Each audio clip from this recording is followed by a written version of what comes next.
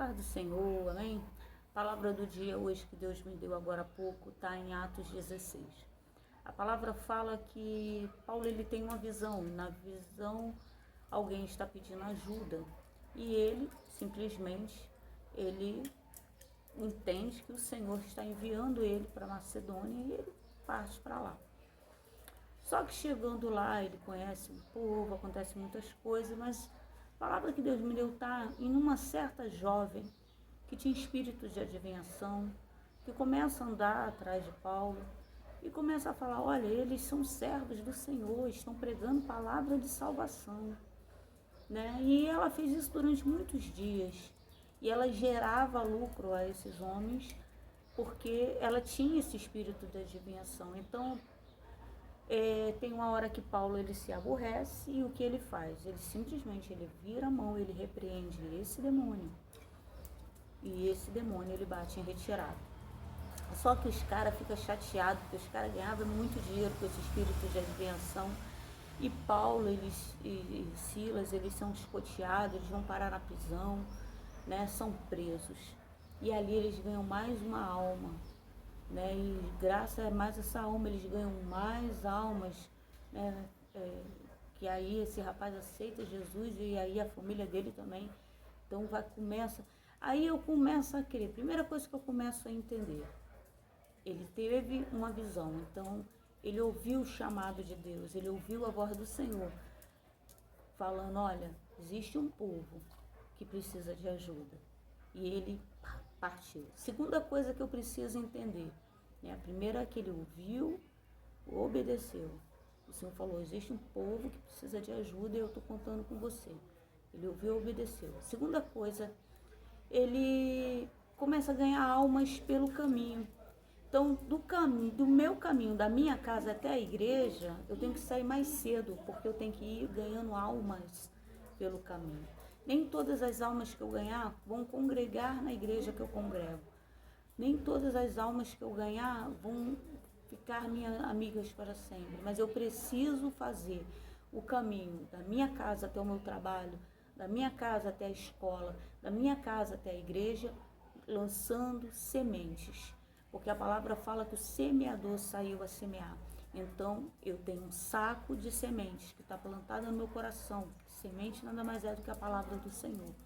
E eu vou lançando essas sementes. Vou na padaria comprar um pão, né? Do trabalho de volta também é o mesmo caminho, lançando semente. Terceira coisa que eu entendo, o espírito de adivinhação. Então, existe demônio, existe os profetas do Senhor e existe os profetas de Baal. Ou seja, existem os profetas do Senhor e existem profetas de Satanás. O Senhor, ele não adivinha nada, ele não adivinha. O que é adivinhar? Adivinha o que eu estou escondendo aqui. Aí eu fico tentando descobrir o que é. Isso é espírito de adivinhação. Deus, ele sabe de todas as coisas. Há uma grande diferença entre profecia, ou seja, Deus te revelando lá na frente o futuro, aquilo que já está escrito, aquilo que existe de verdade, de eu tentar adivinhar. Então, demônio nenhum pode saber o teu futuro. Demônio nenhum sabe o teu futuro. Ele está tentando adivinhar. Então, ele precisa de dicas. Já reparou nessas brincadeiras? A gente tem que dar algumas pistas. Então, o demônio, ele pega pistas para poder adivinhar o teu futuro. Quarta coisa que eu compreendo. O que ele estava falando? Aparentemente era uma verdade. Servos do Senhor vieram pregar a palavra de salvação. Demônio falando a verdade? Era verdade, tá? Tem gente que fala assim, demônio mente, demônio é mentiroso. Mas nesse momento, ele estava falando a verdade como um elogio. Ele estava bajulando. Demônio, quando ele fala debochando. Então, ele vinha atrás falando, elogiando. Então, o que eu entendo, primeira, segunda, terceira, quarta coisa, eu sou perdidinha nisso, mas eu acho que já é a quarta coisa, que eu começo a entender. Não aceite elogios. Não aceite bajulação. Não aceite. Aceite a verdade vindo da boca do Senhor. Mas não aceite elogios vindos de Satanás. Repreenda isso da tua vida. Repreenda pessoas que bajulam você, que, como diz o mundo aí, puxa a sacola. Por que puxa a sacola? Porque a outra palavra é justamente, tem um sentido torpe. Evite palavra torpe, né? Essa frase ela foi originada de palavras torpes, então evita tudo que desagrada a Deus, procure agradar a Deus, procure não agradar o homem, porque essa é a quinta coisa que eu entendo. Havia um povo que ganhava dinheiro com isso. Vou me meter nisso não, vou comprar briga, vou ficar preso, vou ser escoteado, vou me jogar na cadeia. Evite ficar tentando agradar o homem, procure agradar a Deus. Sexto, sétima coisa.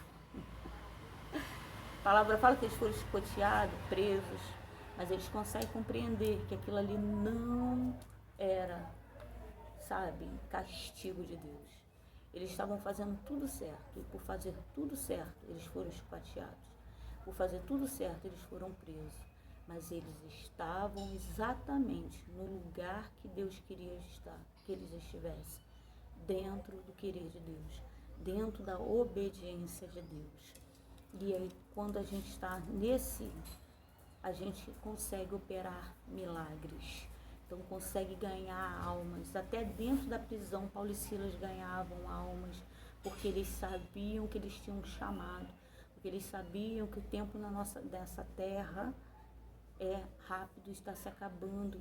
E eles sabiam exatamente que o maior propósito que eles tinham era morar no céu. Agora, oitavo, nona, vai contando aí, me ajuda aí.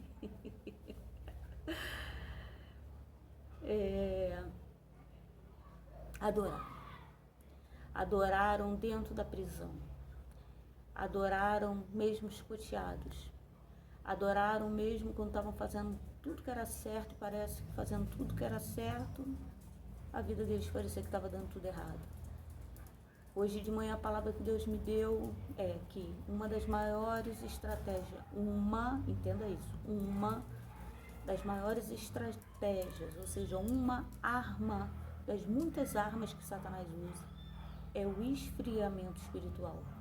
Quando você começa a querer parar de adorar, quando você começa a falar, hoje é domingo, dia de adorar, não vou para a igreja hoje não, vou quinta-feira que vem, aí quinta não vai, não, vou na terça, terça que vem, aí começa a faltar culto. Irmão, pelo amor de Deus, você tem culto na tua igreja, tu vai ficar fazendo o que em casa? Tu vai ficar fazendo o que na rua? Vai adorar o Senhor. Porque enquanto Paulo e Silas adoravam, cadeias eram abertas, vidas eram salvas, o mundo espiritual estava se movendo a favor, não só desses dois, mas Deus usando esses dois no profundo.